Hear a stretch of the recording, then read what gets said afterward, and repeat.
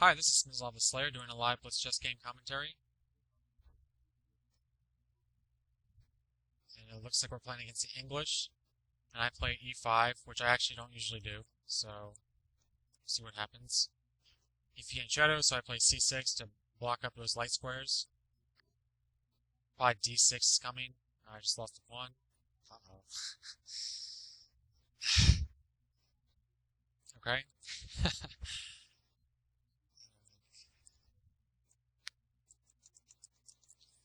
So, a3, b4. I can be alright. Well, let's see. I guess knight to f8, bishop to d7 or e6, um, and then queen to c8 or d7 to trade off the light square bishops, and then maybe f4, f5, f4 is not a bad plan. This bishop is really not doing anything. I think I'll actually just trade off the knight if I need to. I'm going to go ahead to d7. Maybe I won't trade off the knight. It's not really doing anything. Okay. Pushing this thing back and also putting a square open for my other knight.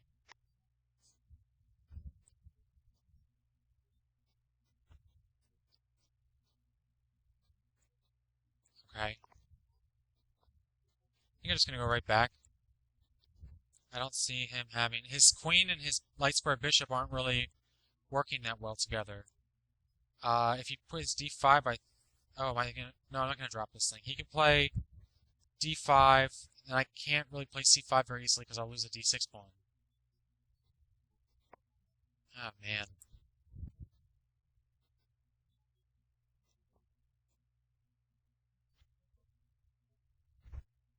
So takes. I think this will work out alright. Not great, but alright. Takes.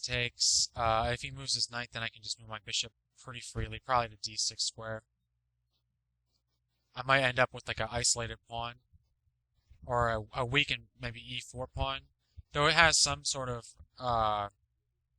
attacking potential, I think, against his position. Like I could play e3 right off the bat, maybe mess up his position a bit. The other option is rook to queen. I think that just helps him really. So I'm going to go ahead and just play e3. Then maybe bishop to e6. He has d5 though, unfortunately. Maybe just f6 actually. Okay, I'm going to take with check. Then play rook to b8. I don't think he has any tactics going around here. I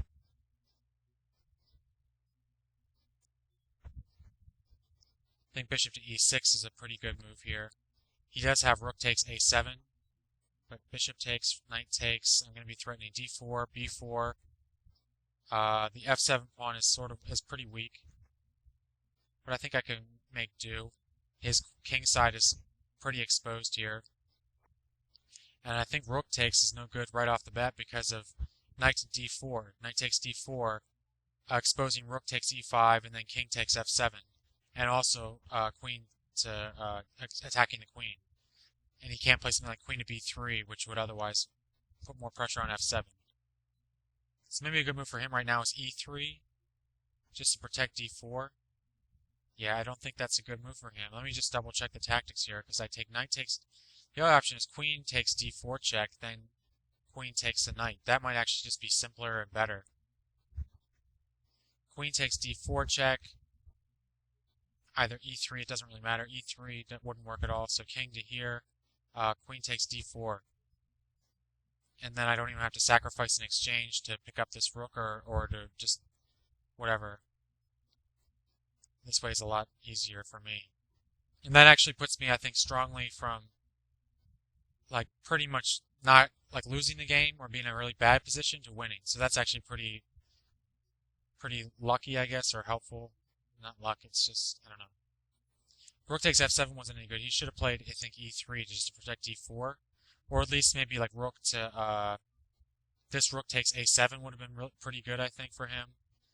This knight might become really important as it defends the g7 square.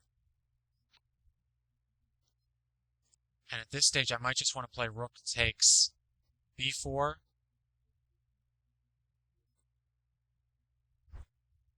And I have a lot of different checks along here. I think rook takes b4 is going to work out well at first, as a first move. Trading queens is always going to be a good way to go forward here. And I can do that on the next move with rook to e4 or queen to e4 check, forcing a trading of queens and attacking this e2 pawn, this b2 pawn. And I think I might want to do that right now to avoid checkmate. The other option is just to ignore it. I just don't think I should ignore it. There's no reason to. I'll just take force the trade of queens. And I'm attacking the e2 pawn, which he can protect. But then, yeah, he wins that pawn. So now he's up a b2 pawn, which is weak, versus my knight. Which the knight is not really doesn't have a lot of great places to go.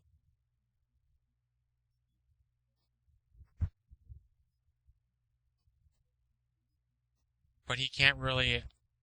It's good. It's acting like a good defender right now. I think maybe rook to b6, and then I can free up this rook to go to here, and possibly get some action going down. Well, if he's going to do it that way, maybe just rook to e2, defending it from behind, and then threatening a checkmate right now, which he can only defend by playing rook to f1. Which then allows me to threaten a second checkmate, which he can only defend by playing rook to maybe c1, actually, which isn't that difficult. But then I can put my knight in here, and does that increase my checkmate chances? I'm pretty sure it does. So if he goes down here, the other one option I have is just to go back and just sort of chicken out a bit. The other option is to go check, king takes. Okay, I'm pretty sure that doesn't change anything.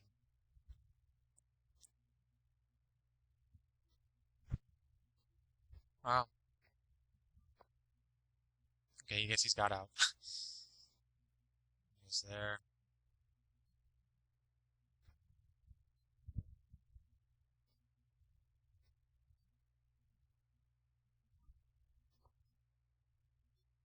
I'm just going to go ahead and kind of force the issue here.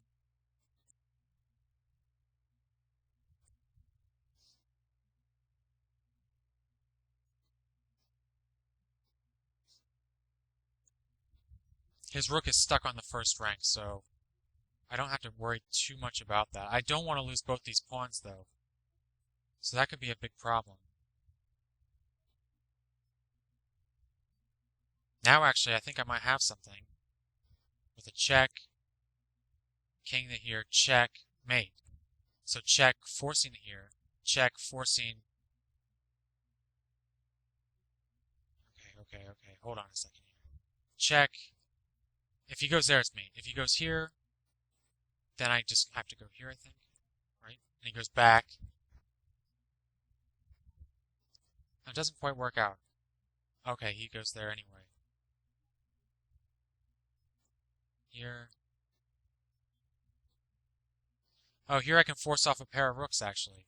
And that'll really help me. Can I do that, though?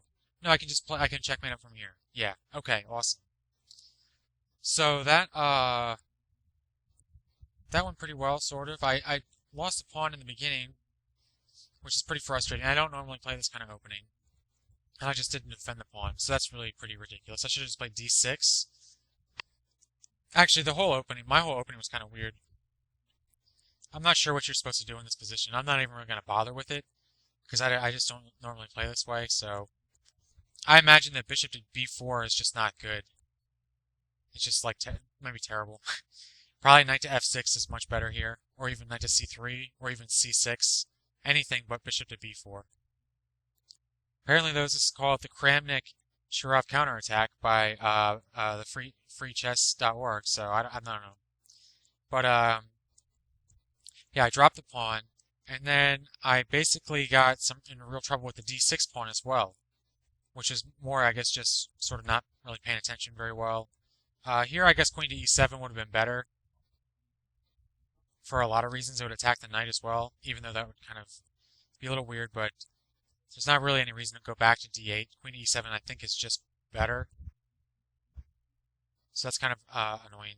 And then here d5 works pretty well. And I think he might have wanted to just move his knight to d2 maybe, even to c3. And then my bishop would move back here. The thing is, my bishop is not really doing anything. Like, it can't attack this pawn very easily. These pawns, it can't really get at very easily. I mean, I guess I could go here and then the b6 to attack this d4 pawn, but he plays e3, which doesn't I mean, it does weaken his light squares over here, but not that badly. And he really shuts down this bishop at all. And so my bishop is just basically doing nothing. And I think he really didn't need to trade that off. And I think that could be possibly the start of his troubles here. And then this e4 pawn is like one of those things where it's a weakness and a strength. And I think sacrificing is definitely the way to go. I'm not sure if what he did was correct here, but it looks pretty decent. Check. I guess that not taking it is fine, because, I don't know. I don't know. That's a tough one. Whether or not to take here or not for white that's really, I don't know. Well, I guess I could try to figure that out. So, f6 seems like kind of the obvious move here. And then, oops, wrong, sorry. Excuse me. Yeah. But I mean, then he can just do this anyway, right? And then he can go back here, check. And then, just queen to d2, if he wants to. Or rook takes a7 might be a little, better. Rook takes a7. I guess there's this kind of thing to worry about, but he just has that. The other way, I don't think works anyway. So, I mean, nope, can't do that, sorry. Like that.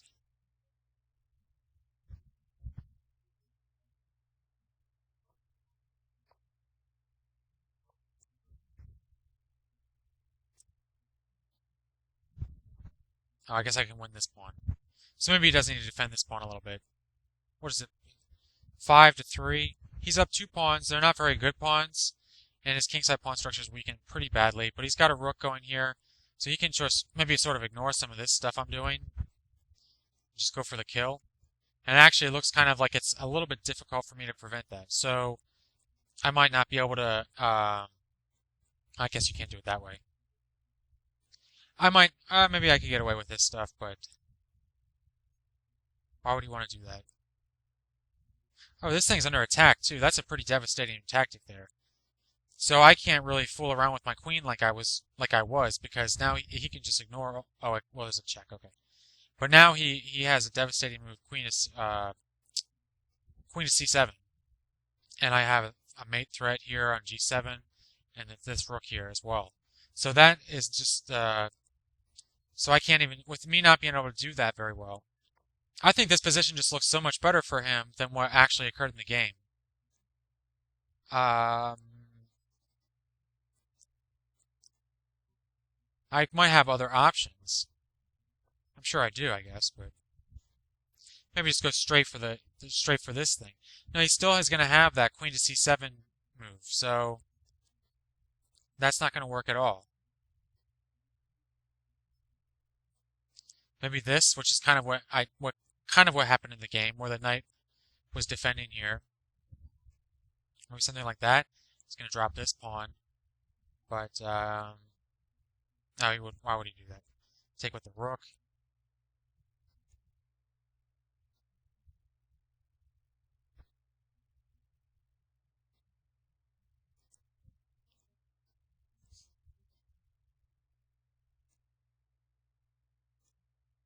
Well, don't think he had to. A lot of those moves I made for him were not forcing at all. So I don't think that looks pretty good for me, but I don't think that's forced by any means. So I think, yeah, taking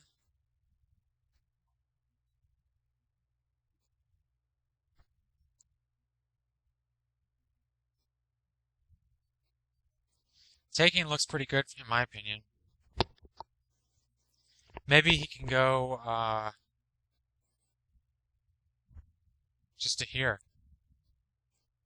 Because yeah, the rook's not doing anything on the f file, and now it ties down this rook to a certain degree. Maybe not necessarily. The other option is now queen to d2, or maybe the rook is just trapped.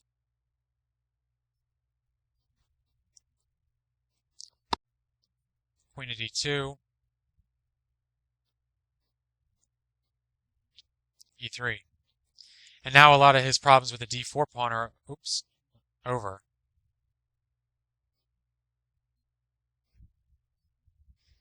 So maybe this is kind of what he should have been shooting for, and he's up 3 pawns now, 2 of which are pretty bad, but he's also got a well-placed rook here, for the most part.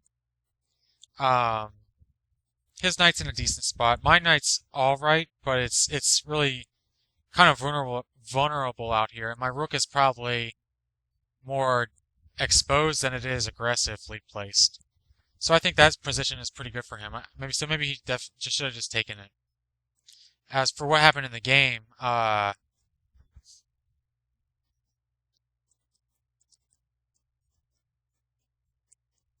yeah, I think this.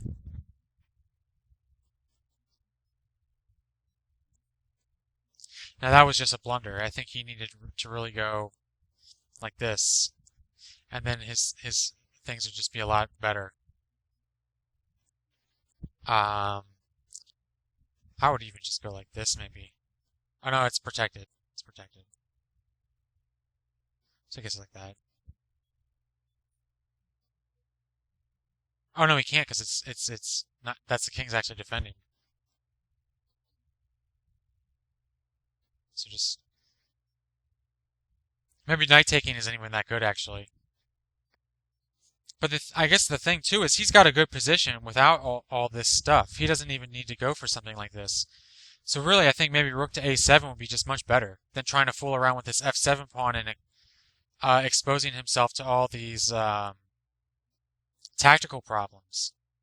I guess actually that loses to d4. So actually maybe e3 even here is the oops. Oh, sorry, that's got lost in the variations here. So right here, I think e3 is the move he wants to make because this d4 pawn is just really important, and it looks like a sharp position and everything with tactics and all that, but he doesn't need to worry about that. He's up 2 pawns right now, and he's attacking a third. And for me to, I guess I can win this pawn, but then he takes this one. And now he's got sort of like more legitimate pressure on f7, not just sort of tactically loose pressure. Now that I think I'm in real danger here.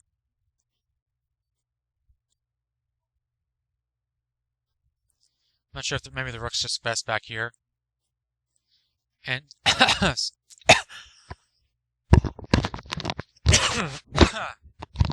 sorry about that.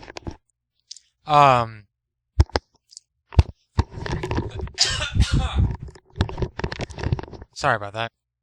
Yeah, so he's got he can play just push these center pawns then, or try to get something going. Maybe with queen to c. He could even just try to trade off rooks here or something very like basic, and try to win with this extra b pawn and extra d pawn actually.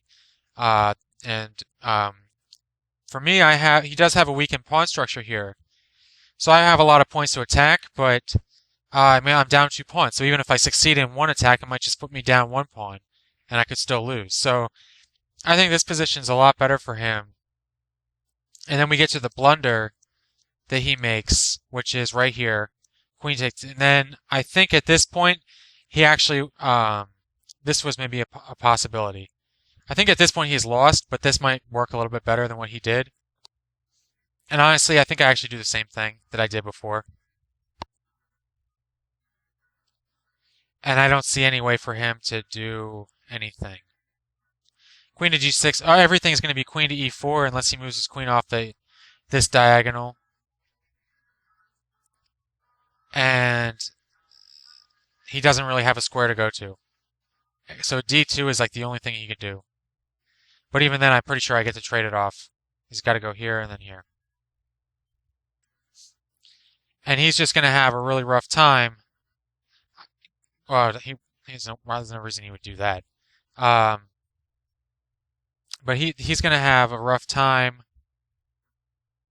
attacking this g7 pawn. And as for me, now this thing's basically lost. So king to f2 might not be best. You might have to just do something like this. But then this one's probably going to be lost. I don't know why I put him in check. Oh, doesn't look too bad for him.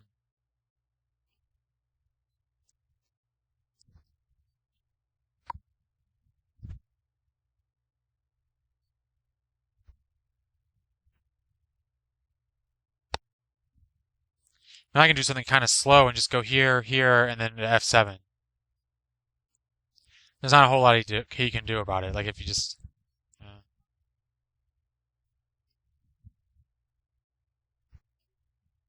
I don't know.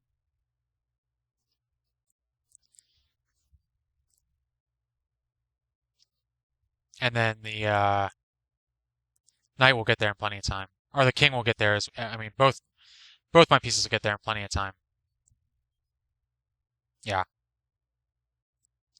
Now I guess, yeah. And then this is basically easily one for black. So I think at this point he's pretty much lost after losing this piece. There's not a whole lot he can do. And I think I handled it pretty well. It's just trading off queens, attacking the pawns, trying to get that checkmate.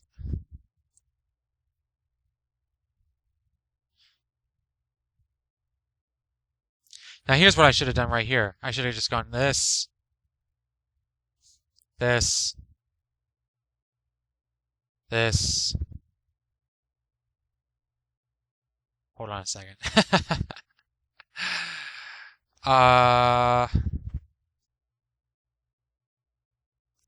This, yeah, that's right. Now, okay, that's made, right? Yeah, that's what I needed to do. I knew there was, that's how you do that. So, if you ever see this kind of knight and rook thing, you just go, you don't want to move the knight like that. You want to just get, and if he goes here, it's pretty much the same thing. Check, check, and that's what happened in the actual game. And basically, the knight's going to protect one of these rooks, or deliver a check that forces him to get off the square he needs to be on to protect against mates. So, and if he goes to f1, you have this, and then you just have this move right here. And he's got to move here, and you can do either rook. So I could have ended a little bit earlier if I had just sort of not done that move. Because at this point it gets a lot trickier, actually. Because the knight is basically... Like, I kind of moved the knight from a good square to a bad square. Oh well.